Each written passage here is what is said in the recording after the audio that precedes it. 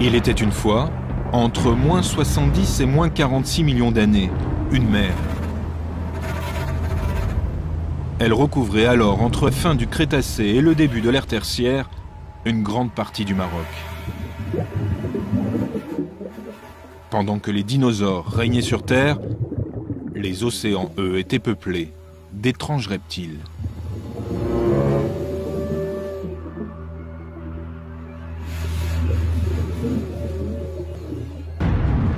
Et puis la mer s'est retirée. Les fonds marins sont devenus des continents, le Maroc, une terre fertile.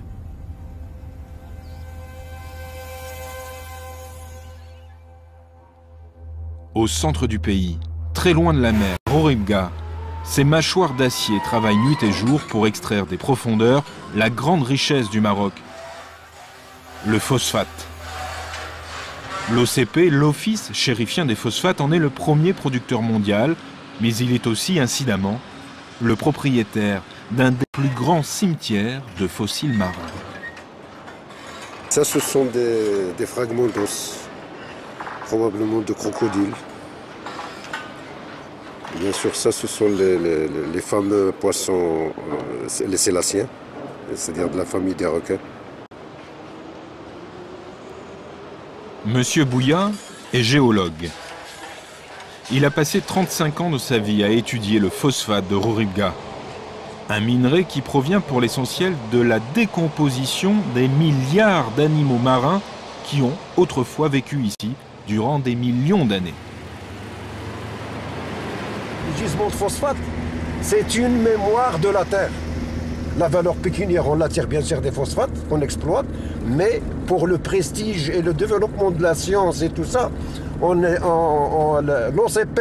s'intéresse c'est-à-dire à la récupération de son patrimoine paléontologique.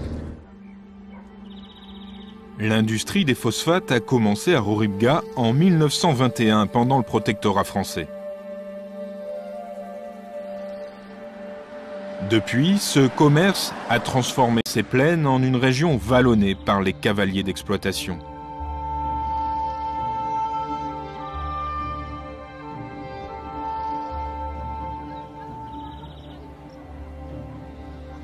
Dans les campagnes, le quotidien est rude, fait d'un peu d'agriculture, d'un peu d'élevage et d'un peu de fossiles.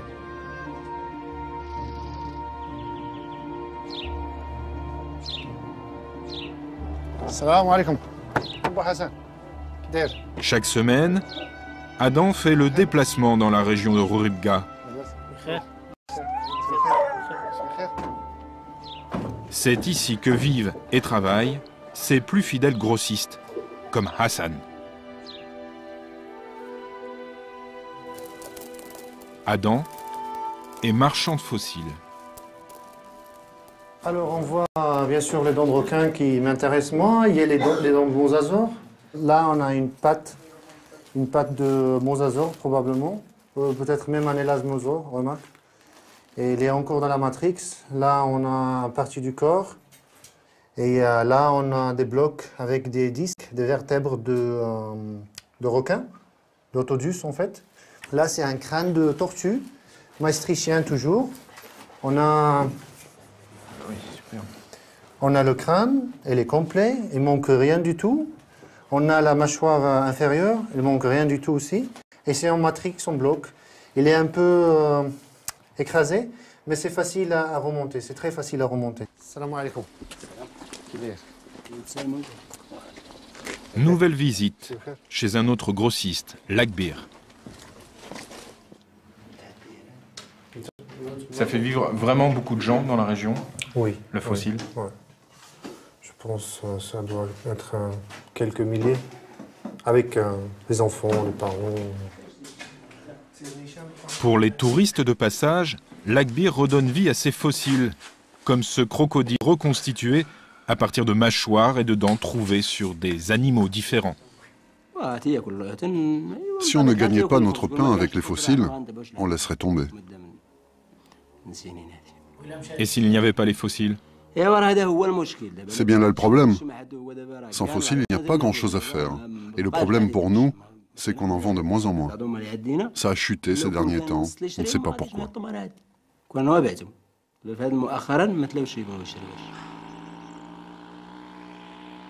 À Rorubga, les fouilles paléontologiques accompagnent l'exploitation de phosphate dans les mines. L'OCP les tolère sur ces terres depuis des années.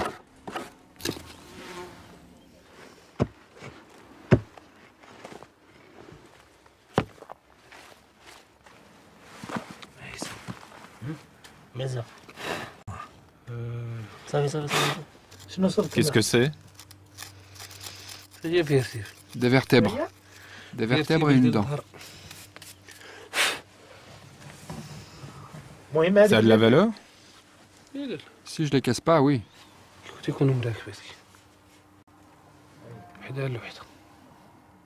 Elles sont toutes les unes à côté des autres, comme ça? Oui, quand tu en trouves une, généralement tu as l'autre à côté. Jusqu'à ce que ça devienne grand comme ça. Si un beau spécimen est trouvé, Monsieur Bouya se réserve le droit de le présenter pour la collection privée de l'OCP.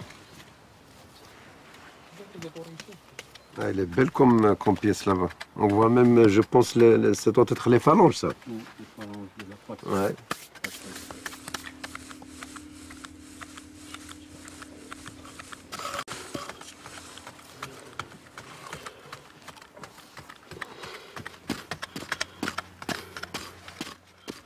Alors il faut faire attention pour ne rien casser. Voilà. On voit bien ici les phalanges. Et ça c'est un morceau de colonne vertébrale d'un mosasaure. Et ça ressemblait à quoi un mosasaure? Un mosasaure, ça ressemble, si vous voulez, c'est l'ancêtre des varans actuels. Autrefois, il avait une grande taille, il pouvait aller jusqu'à 15 mètres de long.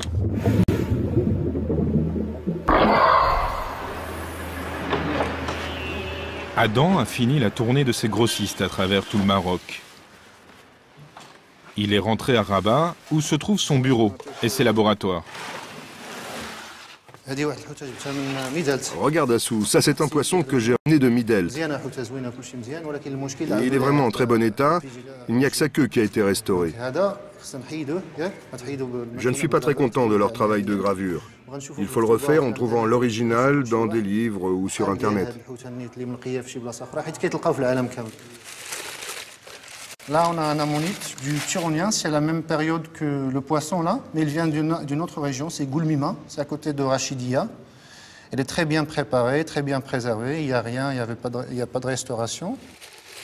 Là, on a un étoile de mer de l'âge ordovicien, c'est ordovicien, 450 millions d'années, qui vient de la région d'Erfoud. Alors là, on a un trilobite pas préparé. Et Assou, il va terminer la préparation pour qu'on sorte un trilobite préparé après.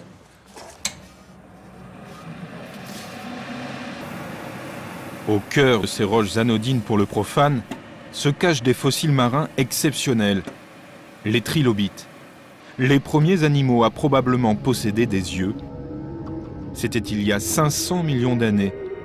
À l'époque, il n'y avait qu'un seul continent, le Gondwana.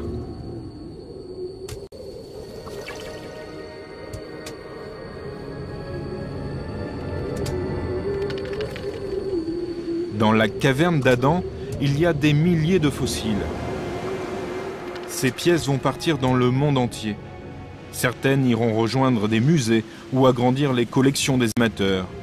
D'autres seront montées en bijoux et vendues dans des boutiques de souvenirs. Combien de dents vous traitez chaque année à l'export? Moi, je dirais peut-être 200 à 300 000. Tout ce qu'on vend là, ça va très bien les marchés où il y a les surfeurs, toujours. Et il y avait le film Jaws. Les Dents de la Mer. Voilà. Donc les gens ils sont toujours fascinés avec les prédateurs. Ça c'est soit que ce soit un dinosaure, un requin, un mosasaure, un prédateur, quelque chose qui peut manger un humain, c'est toujours intéressant. Donc quand tu vois des dents comme ça, vous imaginez un bestiole avec un dent comme ça dans la mer?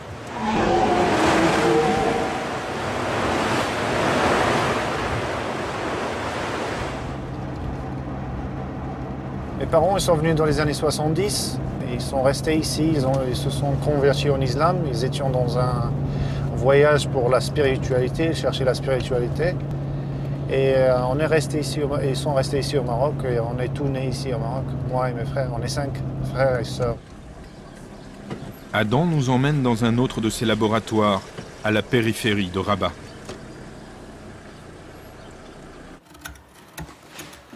Dans cette ferme isolée, des équipes travaillent à la reconstitution des squelettes fossilisés trouvés dans les phosphates de Roribga.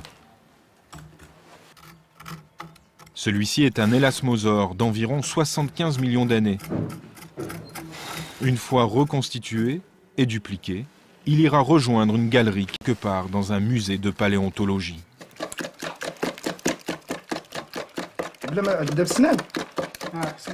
Beaucoup de patience et de plastinine plus tard, la tête de l'élasmosaure vient compléter le reste de son corps.